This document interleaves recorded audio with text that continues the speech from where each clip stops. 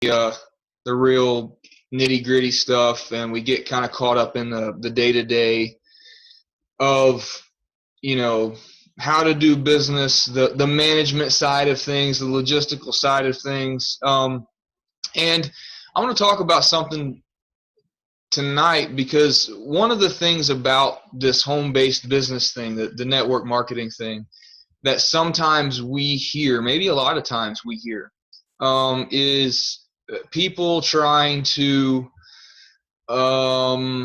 discourage or undermine what it is that you're trying to do as a home business professional. And as somebody who is for lack of a better term, an expert, a professional in the area of leadership and in business, I have a lot of respect for network marketing as a business model. Even more respect for people, especially women, people who stay at home and are successful at business while they're raising kids and sometimes even working another job and doing a lot of other things. And I want to talk this evening, as briefly as I can, about your noble profession. This idea that some people have and the desire that they seem to have to kind of undermine what we do as business people is not specific only to network marketers. I grew up in not at home, but in a church world that kind of, and in a Christian culture that kind of tried to undermine the nobility, the relevance of business as a profession. It was a lesser calling than being a pastor or a doctor or a lawyer. And I was reminded today, doing some research, about some really, really cool perspectives on what business really is, what business is in the life of a moral person, for me as a believer, as a Christian, but for anybody who wants to do good in the world, and the powerful role that business has in the life of good people. And I hope this is encouraging. Thank you. Yeah, I hope this is encouraging to you, and I hope it makes you feel excited and motivated about what it is that you do. First of all, we got to ask ourselves, do we really know what business is? Do we know what being in business really means? The most simple and probably the most ignorant definition of being a business person is that business people simply exist to make a profit, that your job is just to make a profit, that a successful business is measured by its ability to make a profit. And so we kind of get painted into this corner, kind of this perspective that business people exist to make money, and that's simply not true. So we're going to kind of pull ourselves out from under that perception and explore how cool being a business person can be. All right. There was a guy named Ruskin. I don't remember his first name. Wrote way back in like 1860, and I'm going to read some of his stuff. So try to just understand the language is a little bit different, but it's not complex, not hard for us to understand. But he listed 5 great intellectual professions that are necessary to the life of a civilized society. And you'll recognize all the other ones as people that we praise and that we kind of elevate in our culture. The soldier defends a civilized society. The pastor teaches the civilized society. The physician keeps the society in health. The lawyer enforces justice in it. But there's another great intellectual profession, and that is the business person, the merchant, as he called it in 1860. And the business person's role is to provide for a civilized society. And then he went on to say the duty of all these men is, on occasion, to die for that society. And we have a pretty good idea of why these other professionals might die for a civilized society. The soldier will die rather than leave his post in battle. The physician will die rather than leave his post in plague. The pastor will die rather than teach falsehood, and the lawyer rather than countenance injustice. But why does the business person die? The business person would rather die than fail to supply good to his community. The purpose of your great profession is to provide for your society, to provide for your community. The great good that you can do as a business person is not less than the great good that is done by people in the other great intellectual professions. You have a worthy role in society, you have a worthy calling, and you have the ability to have great power to do great good. And that's really the point that I want to continue to illustrate tonight. It's not real complex. It's not probably even anything that you've never heard. But we live right now in a culture, even in the church world, the Christian world that I live in, that does demean business or business people as a lesser form of human being. And so I hope that we can kind of encourage each other about how cool it is to do what it is that you do, and the great impact that your success has on other people. All right. You do not exist as a business person to gain profit. All right. I kind of touched on this a little bit earlier, but we've kind of been portrayed, business people have kind of been portrayed as the bad guys, especially if you watch the movies. You know, Hollywood portrays business people as these ruthless, personal gain at all cost type people, the white collar criminals of our society. Okay. And the fact of the matter is, most business people are trustworthy people. The bad ones make us look real bad. But the purpose of the business person, the merchant's function, is not to pluck from his community the means of his own self-aggrandizement. It is no more his function to get profit for himself out of that provision than it is the clergyman's function to get his stipend. The stipend is a due and necessary adjunct. It's an extra. It has to happen as a result in order for the clergyman's profession to continue. All right, that's what he's saying. But not the object of his life, if he be a true clergyman, any more than his fee is the object of life for a true physician. Neither is his fee the object of life to a true merchant. Profit is not the object of our lives as business people. All three, if true men or true people, have a work to be done irrespective of fee, irrespective of personal gain, irrespective of profit, okay? So I was on a webinar for Mom maybe a week or two ago, and we talked about what I call the why lie, all right? The fact that we as business people are not best motivated simply by how much money we can make, that people are actually do not actually perform better when you raise their wages. Once they reach a certain point of financial security, getting richer is a motivation, but it does not improve our performance as professionals, as business people, as employees of other people's companies, anything. Money is not a very powerful motivator.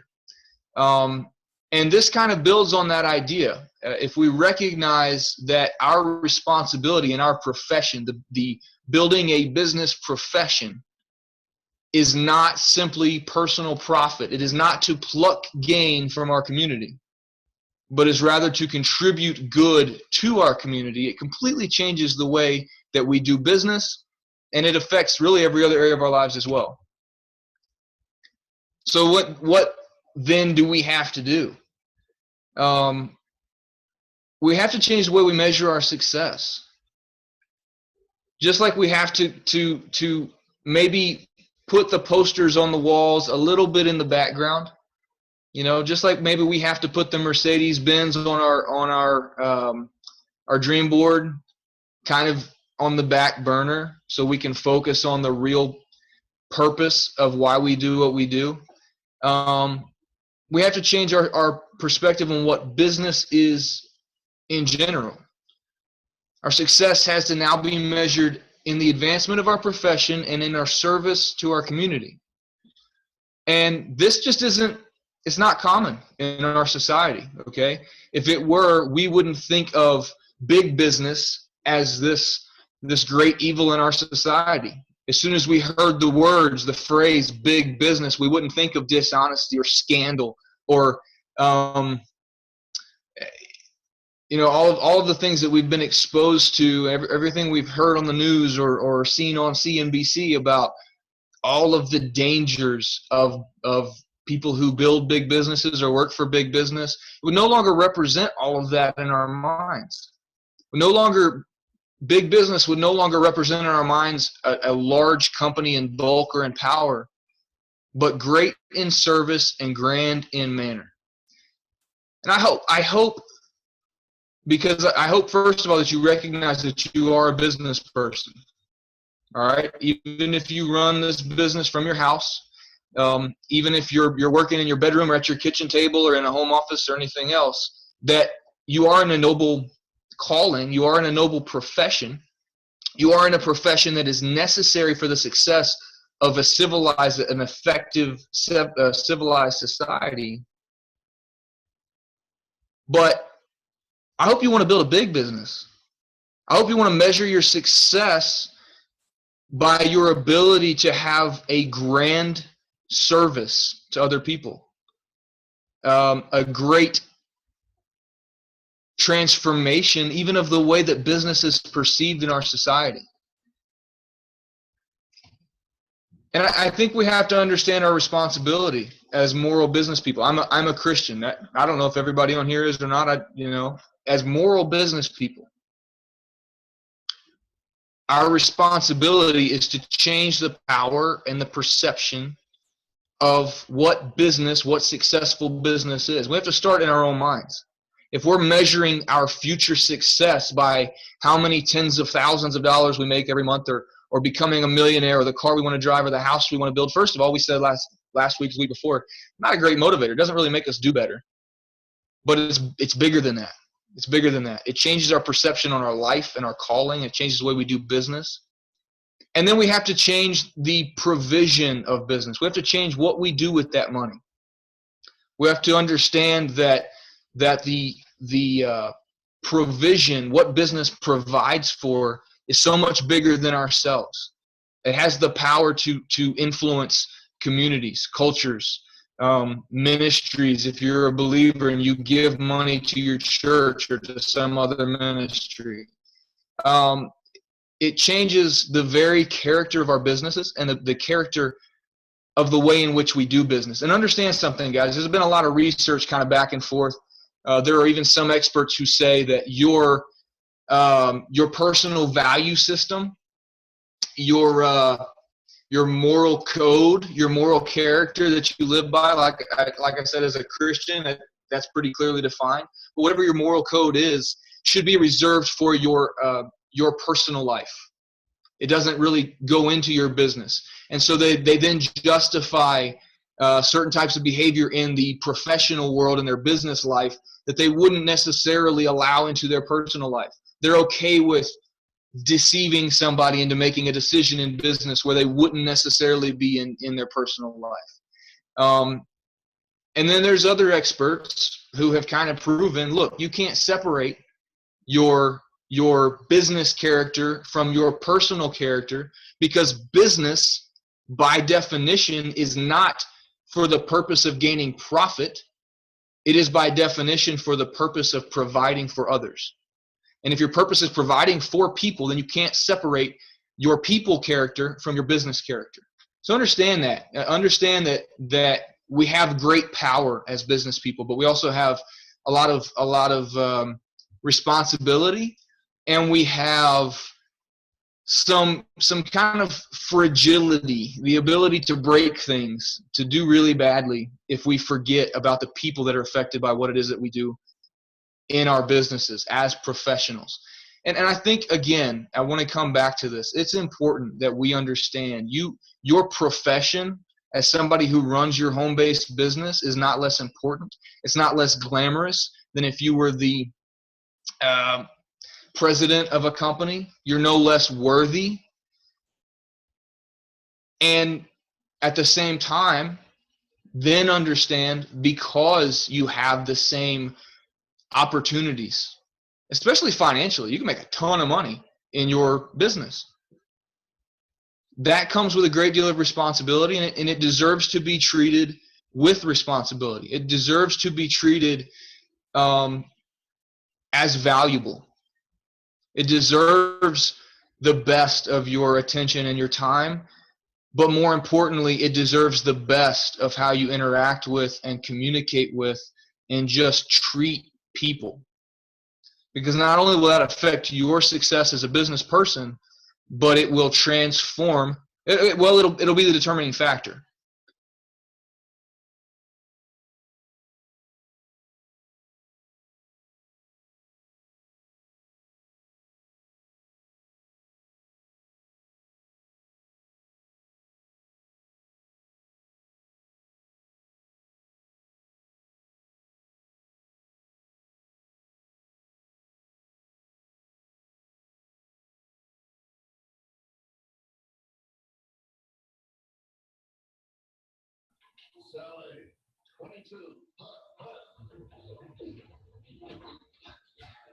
Hi, Whitney.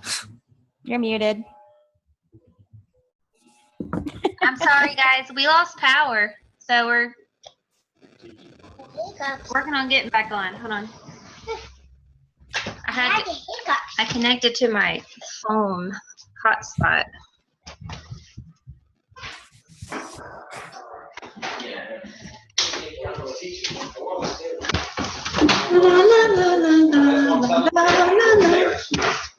Hello.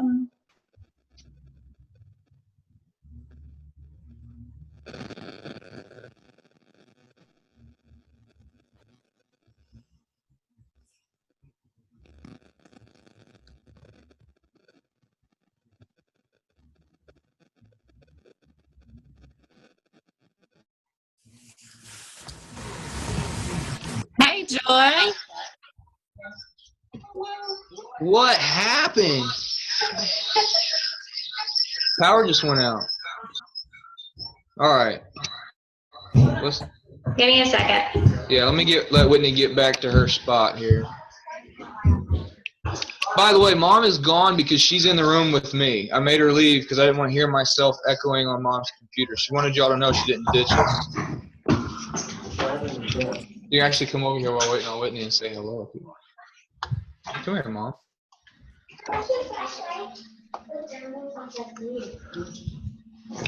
Okay. All right, everybody. Y'all get muted, and then I'll record it. Mute yourself. Everybody muted? Here's Mom. I can prove it. It's still recording. Oh. Apparently it just started recording on its own. All right, let's see if we can pull all this back up, man. Give me a second. I can cut that part off. Maybe. Oh, man, and I apologize. I don't know if y'all can tell with these reflective glasses on. My eye is jacked up. It hurts so bad. I know it's stupid red. I am not drunk, I promise you. Something is going on with my eyeball, though. All right, let's see if we can get this to pull up. Okay. Are we there? We're there. Cool. All right. What I was getting to? Oh, yes. All right. Something that we have to understand, there's also a lot of research out there, a lot of debate among the academic heads in the business world about a very controversial word, and that word is power. Okay, power as far as a leader, from a leadership perspective, from a management perspective. And there are a lot of definitions of leadership, and there are probably more definitions of power, all right? And I think our tendency in our current world is to hear the word power and respond kind of negatively to it, all right? We think of it as something that is corrupt or easily corrupted. It kind of sounds like something to be avoided, or even maybe just a word to be avoided. We don't like to use it because we don't like the idea of people who want to be powerful. Kind of the whole deal in our democratic republic kind of society we think flies in the face of power, but power doesn't have to be bad, okay? Power can be your influence, your ability to affect change, your ability to affect or impact people. And something I want us to consider about specifically your business, specifically network marketing, specifically being a home-based business owner, is that your business is unique in how you acquire and use power, because you are not in a traditionally powerful type of role in your business. You don't fire people. You don't have a lot of ability to coerce or manipulate people the way that a traditional manager might. Okay, you don't threaten with you don't threaten with demotions or decreases in pay, and you don't reward with an increase in salary. Your people, your downline distributors, your other business owners are responsible for their own success, and they benefit directly from their own success. So you're not in a traditional power position, but you are in the ultimate trust business. Okay, you are in the ultimate relationship business. And this influence I mentioned a minute ago, your job as a business person, as a merchant in our society, as a provider of good to your community in the role of business owner, is even more exciting because of the potential, the opportunity, but it's even more fragile. Your power is relatively easy to gain. It's relatively easy to gain the trust of your sideline business people, your downline people, the people who benefit from your success and who benefit your success. But it also is very easy to lose that power because it's easy to lose trust. You know, you've heard all the quotes and all the old adages of, you know, it takes a lifetime to earn trust, and one simple mistake, one slip up to lose it. And the nature of our business is it doesn't take a lifetime to earn enough trust to get customers and team members, but it takes work. It takes being intentional. It takes doing your business on purpose. It takes not having a bad day and taking it out on somebody on Facebook or on a phone call or whatever else. But losing it is easy. Losing your ability to do good or seriously harming your ability to do good is easy to do. And so that plays into the power and the fragility of how we do business as network marketers. So keep that in mind. Take it, have so much fun with it, and enjoy the excitement of having such power over your own future and so much power over opportunity to benefit others.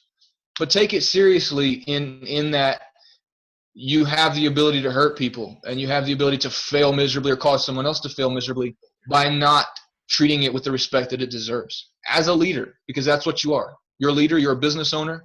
Take it with enough responsibility that you understand that. Again, you have a noble calling. Change your perspective on your profession. Your dream board is not your profession. It's just not. Dream boards don't make successful business people, because personal gain doesn't make successful business people. You have the opportunity to serve people, to mold an entire society, to change the way people view business, and to change that bad perception that your aunt or your uncle or your cousin has about network marketers. To change that perception about people who work from home just because we want financial freedom. No, we don't work from home because we like financial freedom. You work from home because it gives you the opportunity to do all of the things you love, provide for all of the things that you love and the people that you love, and change your community, the people that surround you, their opportunities, their benefit, their provision for the better. That's why you do business. All right, you guys have heard of Stephen Covey's 7 Habits of Highly Effective People. You may have read it. If you haven't, do it with multiple different colors of highlighters, and then do it again and do it again and do it again. Okay? Very powerful, very effective teaching tool, and wonderful reminders, especially about all this people stuff I'm talking about, especially about the importance of relationships and your power in relationships and the power that those relationships have over your business. What I've done is I have created a unique 30-day challenge for you as network marketers, all right, based on Dr. Covey's 30-day challenge, or one of his 30-day challenges, about proactivity. Take it or leave it. Do what you want with it. But maybe it'll help us kind of work on how we think and how we approach how we do business. All right? So here's an option for you. Okay? This is the Moral Leader's 30-day challenge. The Moral Leader as a small business owner's 30-day challenge. Borrowed, partially tweaked from Dr. Covey's approach. All right? His idea. Make small commitments that you keep every day. All right? Make a promise that you're going to do something small today. And what happens is, as you fulfill those commitments are to yourself. As you fulfill those commitments, you will begin to create the habit of being successful in business and in life every day. You train yourself to have successes. All right? And you train yourself to learn from small failures when you don't meet those commitments. Now, here's a tweak for those of us who really want to affect people positively in how we do this. Determine who, not yourself, will benefit when you keep those commitments. So whether you do it the night before or you do it when you wake up in the morning, this is my small commitment, and this is who it's for. And it's never for me. If you have other small commitments that you need to do for you, do those too. But every day, make a small commitment that on this day, I'm going to do something small, and this is who is going to benefit. Work on yourself. For these 30 days, you do not recognize fault in any other human being, especially in your business. You don't point it out. You don't confront it. You do not correct it. You recognize lack of productivity, lack of proactivity, lack of unselfishness, whatever else in yourself if need be, but we do not, for this 30 days, recognize failure or even inefficiency in other people. Work on me, all right? Serve everybody else. Correct me. Recognize, we just talked about this, your responsibility and your power as a moral business person. Give it value because it has value. And anyone who tries to undermine what you do or defame it or disgrace it or call it anything, give their little pyramid scheme speech because they don't know what a pyramid scheme is, don't worry about it. They don't know what they're talking about. All right? They just don't. I can tell you based on all the research that I've read, based on the research I'm reading right now, working on my doctorate in business, that there is nothing lesser about your business than there is about anybody else's. And if you need me to remind you of that, as sometimes we do, just call me or message me and say, Joe, I need you to tell me that I'm doing something good. And I'll remind you, you're doing something good. Don't let anybody's attitude affect your success. Which leads us to control your attitude. They're not responsible for it. Don't let them affect it. Your commitment, your contentment, is built around your decision to be content. Only your attitude affects your attitude. So be content in your noble profession. What you are doing is good. Be good at it and be content with it. Don't let people or circumstances or anything else control your attitude or your day-to-day, this is who I am and this is the good that I'm doing. Don't let anybody else take that away or affect it in any way. And I misspoke because I typed this commitment as well. But don't seek your commitment, your contentment from circumstances or people. You build your success from within because your success is built out of your attitude. All right. If you want to read somebody else, read as much John Maxwell attitude books as many attitude books from John Maxwell as you can. All right. Because you are responsible for your insides, and your insides will drive your success. All right. So build your success from within, and that success will come out in the form of how you do business and how successful your business is. I don't even know if you guys can still see me because I'm looking at some crazy stuff here. I don't even know how to go back. You're probably seeing everything on my screen, but I'm done, Whitney, so do whatever you want to do.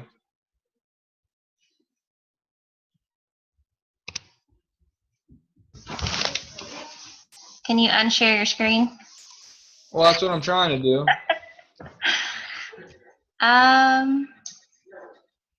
But I'm in the wrong tab somehow. Oh, okay. See, Zoom doesn't even think I'm in a meeting right now.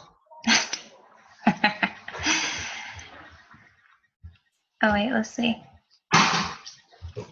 Here's a big U. If I come down here. Here we go. Dada, you know my mom. You know you're downstairs, and my mom can come down there. I don't know you. Or your mom. Okay, I really like that. Does anybody have anything they want to ask or any comments or anything? Gosh, there's so much. That was really good. I just wanted to open the floor. I mean, y'all can unmute and whatever. My eye's killing me. You got pink eye?